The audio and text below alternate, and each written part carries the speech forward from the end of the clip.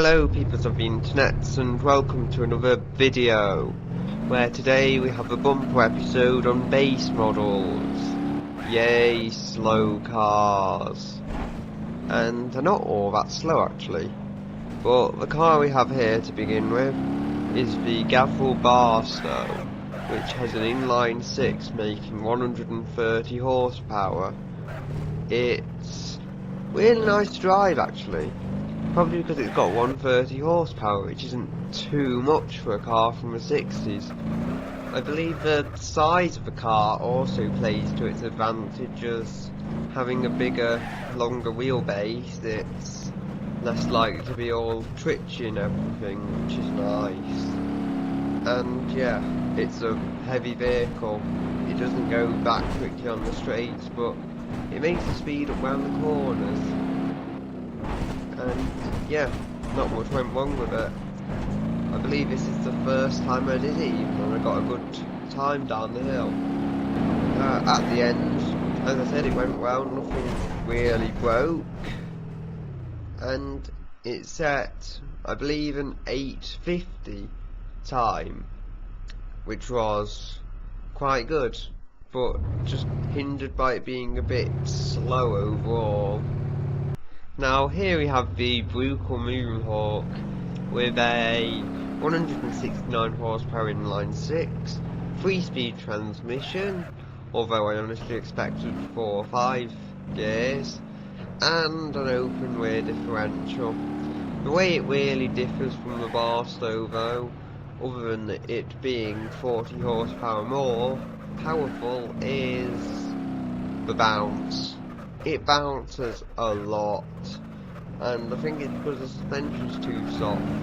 It does have the advantage of coping with bumps at the side of the track quite nicely, but it does get a bit messy when you try and take corners hard and brake hard and all that, and it just bobbles about all over the place, which is annoying. It took me a while to get a time with this, and I did eventually get to the end with some damage. Can't really remember what state it was in, but the interior looked like it was a bit of a mess. And yeah, it is a very scary vehicle, especially at high speed. Now there's just one more thing I actually need to throw in about this vehicle. It tends to twist and shout in a literal sense. As the engine's roaring away, the car will actually twist all by itself without me doing anything abnormal to it. As you'll see it sped up here, you'll just see the dashboard and stuff, caves and stuff, for no real reason. And yeah, you'll see here the front, mainly the bonnet, is completely twisted, which is strange because I didn't go over any truly massive rocks, and you know, it still sends power to the rears, but it tipped over, which in large part was probably due to that. So on to the next vehicle. Now here we have an interesting choice. It's a GhiaBar D series, the tool of the car world, although it's not really a car, it's a pickup truck. But I'm calling it a car for the purposes of this video. Anyway, it has suspension that feels very stiff, and the engine is an inline 6, but it's pretty good as far as inline 6s go. It makes 189 horsepower, which is the third most powerful vehicle we've got going down the hill today. Confused? Well, don't be.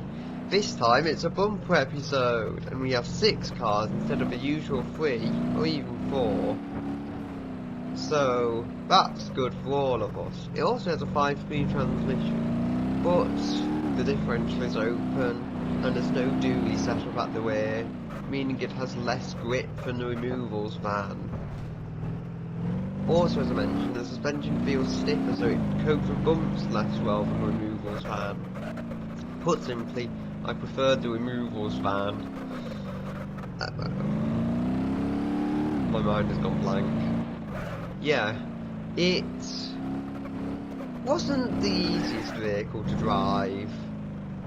It's a bit difficult since you accelerate too hard, and since there's no tyre stagger or anything to make it handle well, it'll just oversteer. I mean, it's a tool. You're supposed to really drive it with the pedal half down, since it's better for fuel economy. But I did get it to the end on one run, where I also hit a sign. I tried to redo the one, but none of my following tries actually worked. Although, at the end, even with that crash, I picked up relatively little damage.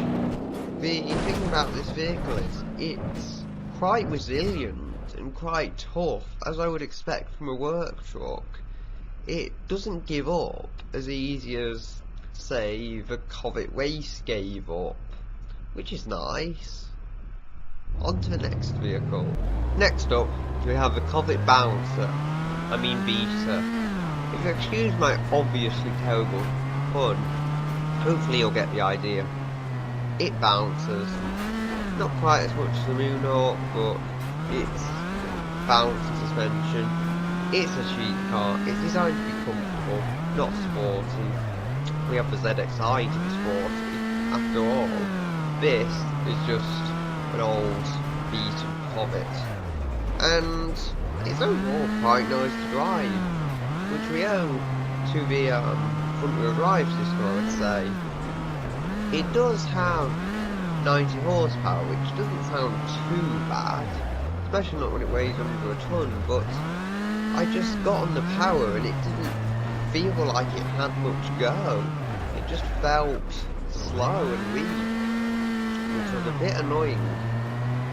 Also, it doesn't cope with the really high speed parts of the hill very well, which I believe is probably thanks to the bouncy suspension. The same applies to the Moonhawk with bouncy suspension. I did get it to the end, however, and I don't believe much went wrong with it. Overall, pretty solid vehicle, but it just needs stiffer suspension to be competitive, and maybe a bit more power would do it good as well.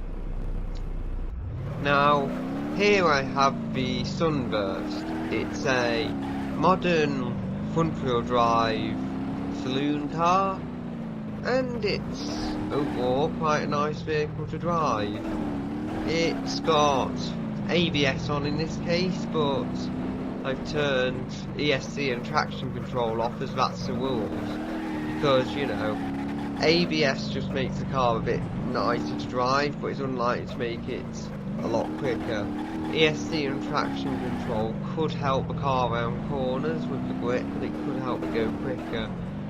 However, it could also make it slower, so I just decided it wasn't really fair to use it. So, that's banned. However, onto the car, we have quite a nice vehicle to drive here. It's got a reasonably solid engine and a nice chassis, because it was designed to cope with about 300 horsepower, so it would be. And this car I quite like. I'd rather use a diesel, but the diesel wasn't the base model, so I'm not using that. And yeah, other than smashing my window along the way, I didn't do much damage.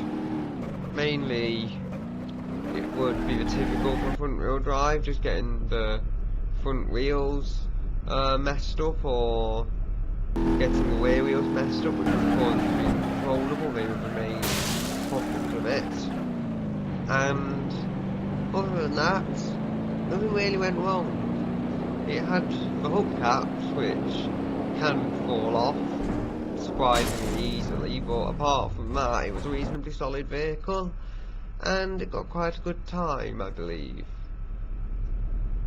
On to the next vehicle. Now, here we have the 200BX, which I chose because I wanted something that was European or Japanese without being front-wheel drive, since otherwise all my cars would be front wheel drives and muscle cars, if you can even call inline 6 models muscle cars. Anyway, it's a 200BX and the handling is scary. It will oversteer without any real warning. It feels like you've got the rear tyres on ice almost. It handles high speed bits surprisingly well though. Like, it doesn't go wrong in the same way other cars do. That might be down to the oversteer. I don't know. Handles kind of like the crash car, I guess, only scarier. The solution was ultimately just to be very, very careful out of corners, and it worked. As long as I was careful, nothing would really go wrong. But it had this tendency for the rear to overtake the front, which was a bit annoying. Now, when I got it to the end the first time, it was a wreck. And I believe it was a flaming fireball about a minute after I'd got to the beach. But when I did a second one, which was a correct lap, as in not cutting across the dirt track because I had no steering, it survived quite well. Yeah, not much damage. It was fine, just as the Sunburst really.